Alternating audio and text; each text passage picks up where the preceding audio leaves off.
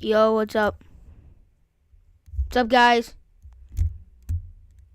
What's up, guys? Welcome back. And, okay. So, originally, my plan was to, do a tier list based on, captains based on skill, not leadership. But, this came out, top 20 defensemen right now by the NHL Network, and it is very bad.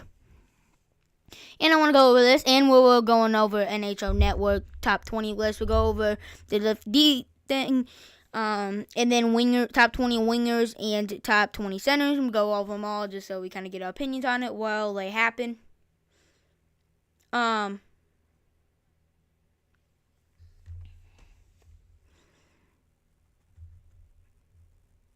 So yeah, let's jump straight into it. Number 20 is most cited. Before I show you next, it's not on here for some reason, but number 20 is most cited. I think that it might be a little bit too high for him right now, just because I just feel like it's a little too high for him. But it's definitely arguable for sure. Number 19 here, Dougie Hamilton. It was a bit of a question mark because he was injured last year. I do think he should be bumped up a few spots, maybe just a couple. But nope, I gotta follow these guys. Hold up. Okay. Dude, why did I... my bad. Display capture. That didn't happen. Okay. So, yeah, he was injured, but I do think he should be up a couple of spots because when he is healthy and he's playing, he is very, very solid. Very, very solid player. I already followed him, but it said, oh, it's following. I don't know. So, yeah, I just feel like he should be bumped up a couple spots higher. He's a very, very, very good defenseman. Number 18. Noah Heffernan. Okay, this is definitely not...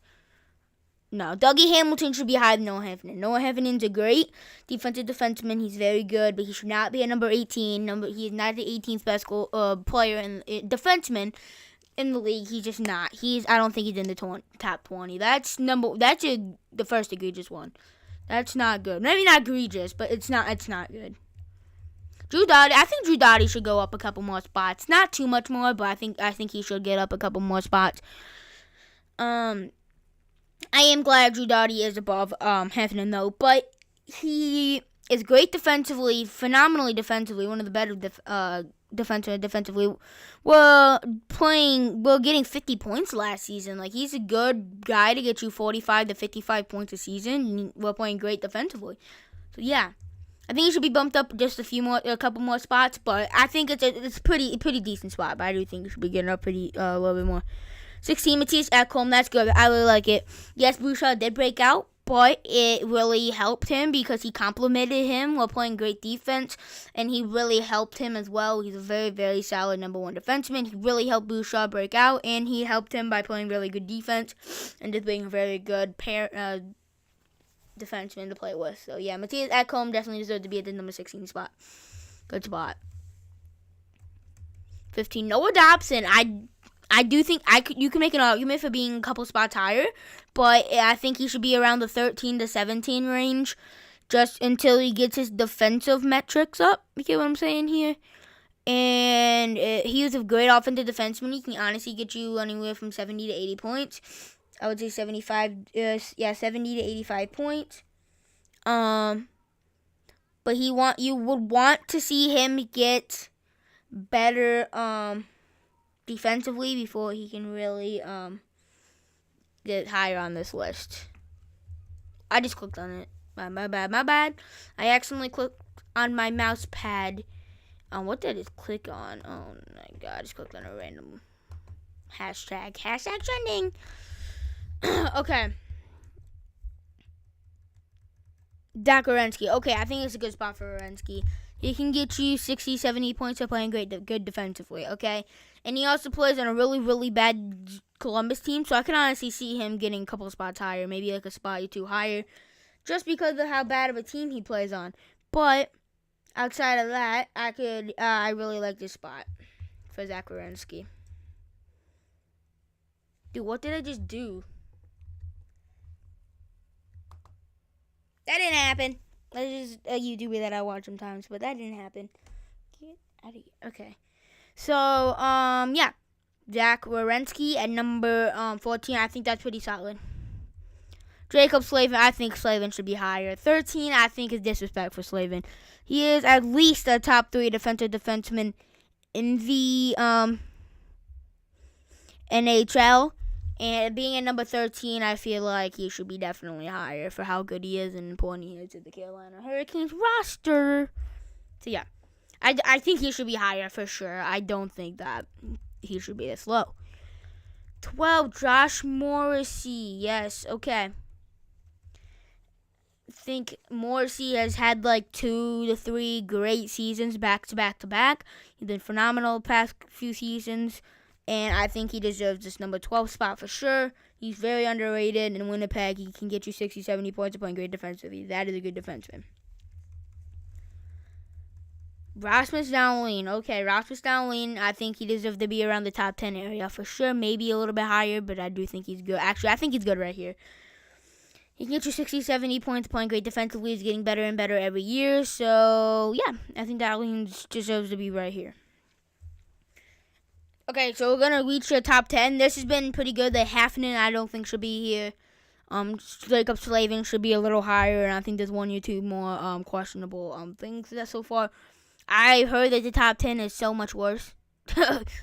so yeah, prepare yourselves. I'll jump straight into this. Devon Toews. Okay.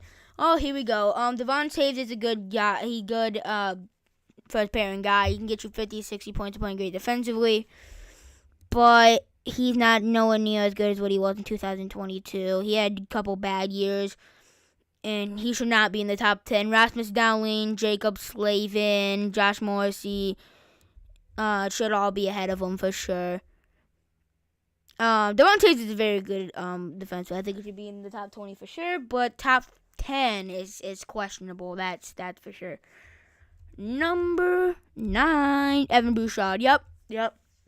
Evan Bouchard has got, I don't remember how much points he got, but he could probably get you around 70 to 80 points, playing great defensively, maybe even a little bit more. I would say around 75 to 83-ish points, probably around that range. For Evan Bouchard, playing good defensively, he would like to be slightly better defensively, but he still does play good defensively for sure. No, Adam Fox, no. NHL Network, you fumbled. What are you doing? Adam Fox is a top 3 defenseman at the bare minimum. He should be number 2. He's number 2, in my opinion. Adam Fox literally just put up 80, like, oh my God, he put up like 73 points in 72 games or something like that. And we're playing phenomenal defense out of New York. Oh my God, how do you put him at number 8? It's not even like he had a bad season. He didn't. He's had like a few phenomenal seasons in a row, including last season. Why is he not at least in the top 3? I don't get it. This is so bad. Okay. You know what? That's egregious. That's what we call egregious. McAvoy is a good defensive defenseman. He can get you like around 60, 70 points. Probably around 50, 60-ish points probably. 60-ish points while playing phenomenal top 3 defensive defenseman in the league. But he shouldn't be above Adam Fox. He shouldn't. He really shouldn't be above Adam Fox. Adam Fox is quite a decent amount better. Gustav Forsling. No. Gustav Forsling. At NHL Network, you were fine from 20 to 11. Like, you had a couple bad spots. Okay, that's fine. It happens. But Gustav Forsling above Charlie McAvoy and Adam Fox. You shouldn't be above Jacob Slavin, Josh Morrissey, Rasmus Dahlin either. I wouldn't say until he proved me. He had one good season. He got like 40 or 50 points-ish, playing good defensively. Yes, he played good in the playoff. You could say that, but like all the 5 defensemen I just said that should be above him. He should not be in the number 6. He shouldn't.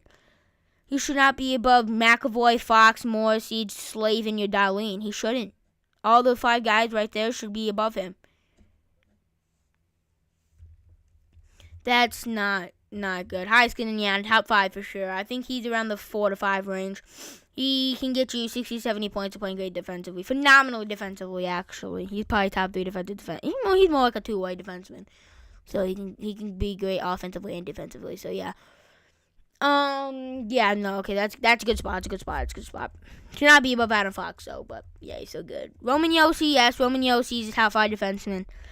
Roman Josi is definitely a top 5 defenseman. He can get around 63 to 74-ish points, probably around that range. A season of playing great defensively. He's a great captain as well. Great, huge piece to Nashville's team. So yes, that is fair. Yes, that's good. It's good.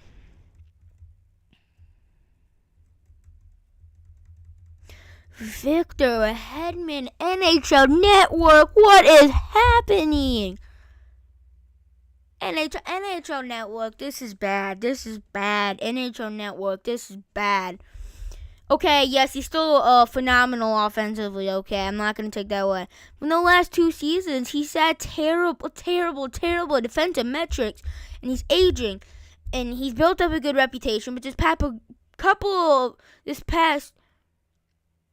couple of seasons has not been good. Defensively, at least. He's still great offensively. But defensively, has not been good. Nowhere near top 3. Why is he above Adam Fox, Charlie McAvoy, Miro Heiskanen, Roman Josi, Rasmus Dahlin, Josh Morrissey, and Jacob Slavin? All those guys that I just mentioned should be above Victor Hedman. He should not be sniffing the top 30, let alone in the top 30. This is bad. This is not good. I would see the comments, but I don't feel like it's gonna say nice stuff. I don't get it. NHL Network, you're fumbling here. Okay. There's only 2 players that can be in the top 2. It's Quinn Hughes and Cam McCall. Okay, Quinn Hughes is number 2. I still think that Fox is slightly better, just because Quinn Hughes needs to have another great season. Like, he's had a couple good seasons. Last season was definitely his best season. Won the Norris last season. He was the best defenseman last year, just last year alone. He can probably get you around 72 to 83 points while playing great defensively. So yeah, I think 2, anywhere from the 2 to 3 range for Quinn Hughes is pretty fair. It's pretty fair. And it can only leave one guy, and that's Cale Makar. I think he's the best defenseman in the league. He can honestly get you, if he plays the full season, 80 to 90 points of playing phenomenally defensively. But he's probably going to get around 75 to 85 points just because he usually gets a 5 to 10 game injury. That is how good he is. So, yeah, I think number 1 goes to Cam McCall for sure. Okay. So, I do think they have quite a few bad takes, especially when it comes to the top 10. But I'm going to go to a blank screen so you can't see anything. Until I just put my intro again. My bad. You're going to see my intro pretty soon if you haven't already. Hold up.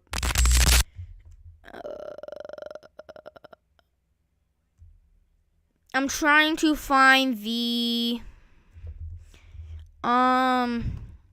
centers, your wingers, whatever one was more recent. I don't know which one's more recent. I probably scared some of you guys. That was pretty loud.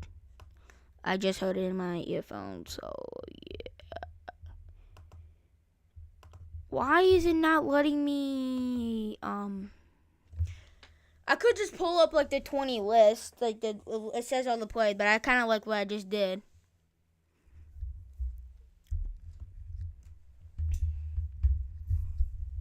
But why do I have to log in? I just logged in. I'm glad I did so you guys can't see it.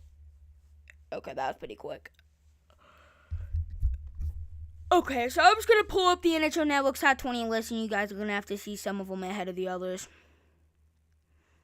So they'll show all of them instead of me, like, scrolling up, so it's like a surprise kind of thing, and that's fine, but I don't want to sit here forever. Okay, so NHL Network will do top Top 20. We'll just search up top 20. If it should pop up. Defenseman will probably be a top 1 because how bad it is.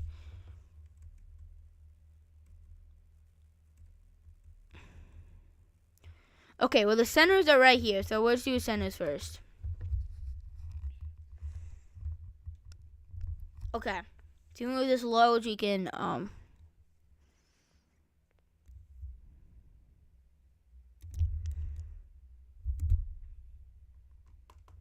okay, hold up.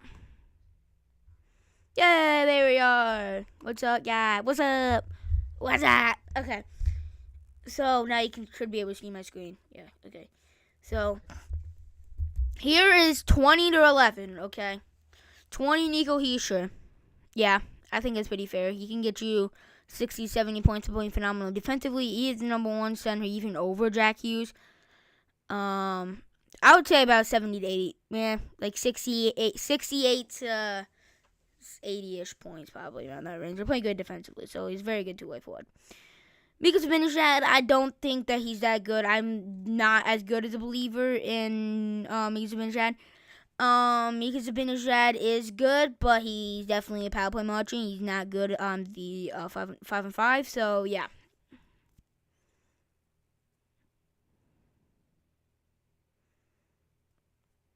Oh yeah, Tage Thompson is on here, by the way. I just read that comment, the first comment down there under my post you reply thing. Yeah. True, that is true. He should be on this list, but it's fine. Robert Thomas, I think he's very, very underrated. He honestly puts up around 80 to 90 points a season. He was playing pretty decent defense. Really elevated himself last season. I think he should be a little higher. Stützle, he's been good, but he liked him to really step up this next season and get up around 80 to 90 points. Next season to really become the number 1 guy in Ottawa. If he does that, I think he can rise even more. 60, Nick Suzuki. I think that's pretty fair. He puts up 70 to 80 points while playing great defensively, Selke level defense. And he's a great captain. So yeah, I think that's pretty fair. Yeah, okay. Dylan Larkin. Yeah, he's a great captain. He puts up 70 to 80 points a season while playing good defensively. He's a very, very good playmaker. I think that's pretty fair. Hint. I don't know. I think you can make an argument. Yeah, I don't know. Okay, I guess. So, yeah, Rope Hintz can get you 70 to 80 points to playing great defensive. He's very good in the playoffs. I think that's what really elevated him to number 14. For sure. Connor Bedard, number 13. Yes, he had a great season last year. But I don't think he should be above Rope Hintz, Dylan Larkin, Nick Suzuki, Tim Stützle, or Robert Thomas. I think all those guys should be above him. For now, at least. Obviously, I think he's going to end up being above them. But, yeah, I don't think he should be up that high yet. Sebastian Aho, yeah, he can get you 80 to 90 points to playing great defensively. So, absolutely. JT Miller, yeah. I think JT Miller for sure. He can get you 80, 90 points playing good defensively. He's very, very good. Okay, so that's 20 to 11 right now.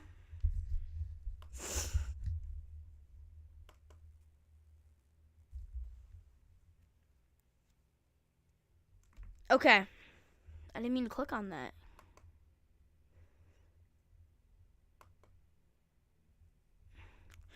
Okay. Here we go. Jumping straight into this. Oh, I don't know if they're going to be bad or not. Okay, Elias Pettersson. Yeah, he gets around 80 to 90 points a season, maybe even a little higher. Playing pretty good defensively. You would like for him to show up more in the playoffs, and then if he does that, you can definitely put him up a little more. Jack Hughes. Yes, I think he's going to jump even higher on this list after next season. He's been great, but you would like to see him be even more consistent. Hopefully stay healthy, I would say. He can get you 89, I would say even go as far as to say 85 to 100 points. Really on the season. He's so good. So good. He's good defensively too, so yeah. Eichel, yeah, he can get you 80, 90 points of playing very physical, great defense. Very, very competitive too. I mean, every player is competitive, but yeah. Number 7, Braden Point. That's pretty fair. That's pretty fair. He can get you, I would say, 88 to 96 points of playing good defensively and being very good in the power play. Sidney Crosby, he can still get you 80, 90 points of playing great defensively. Phenomenal defensively, and he's such a good captain. So, yeah. Said the kid, and he plays great defensively.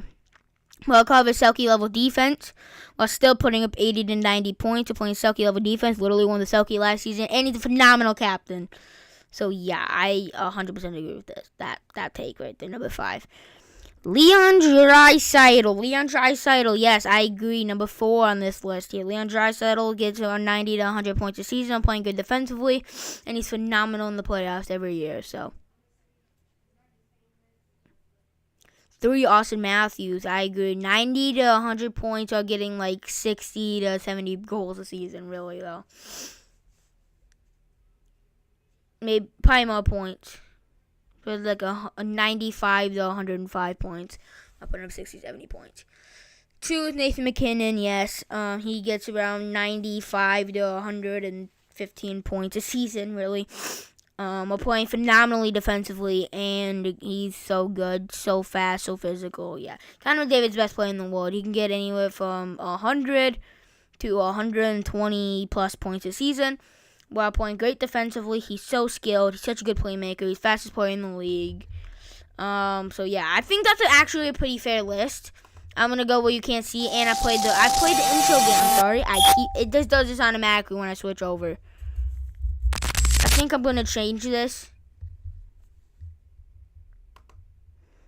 Sorry about that. Display cap. Okay, you can see that. You can see that. You can see that. You can see. I don't want you to see.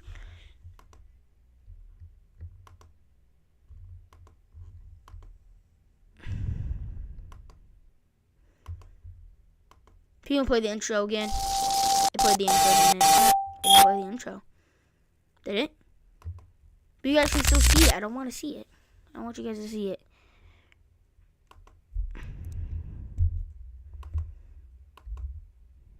I'm just going to put it on lock for now.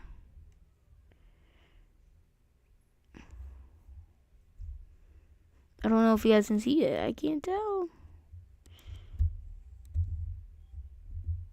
You guys can still see it. I don't want you to see it.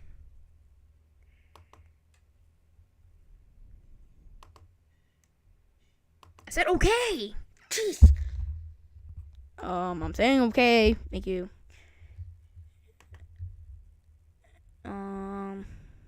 Delete. Okay. And then this you can change. Yeah, whatever. Okay. Now we're gonna try to find the top 20 wingers, and then after we go over this, we're gonna end podcast. That's the plan. That is the plan. NHL Network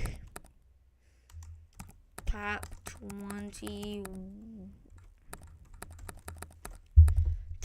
wingers. Hopefully it's here and it's easy to find.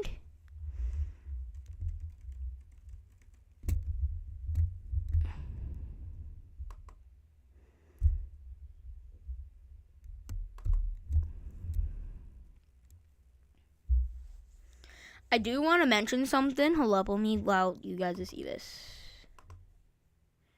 Play the intro. I'm about to delete the intro because I barely even let it work. So it's fine. I think I'm just gonna delete the intro. You guys don't even need it.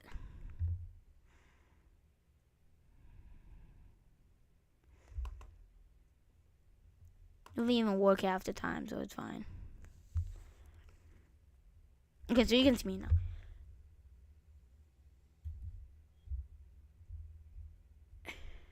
Okay. First of all, Matt Barzal did not make this list. That is a tragedy. Okay, that's not cool. That's not cool. Anyways, outside of that, number 20, Travis Konechny. Matt Barzal should definitely be over him. He gets like 70. He's been getting like 70, like 80, 70 to 80 points for playing good defensively. You really want to see him really take the next step up to really be that guy.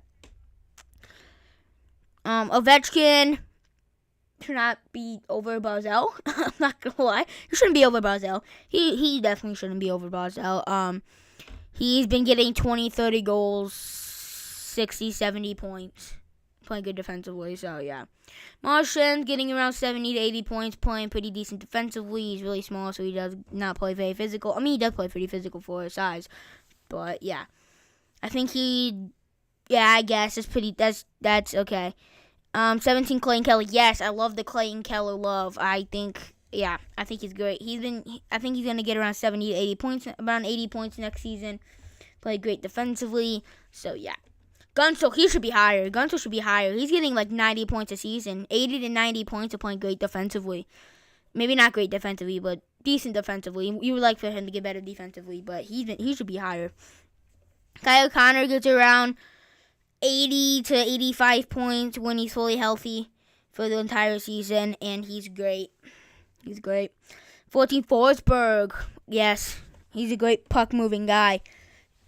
He gets like 78 to 83 points a season. He's very, very good. Actually, I would go as far as to say like 80, 90 points a season on the especially by playing so good in the power play, and he's good defensively. So yeah.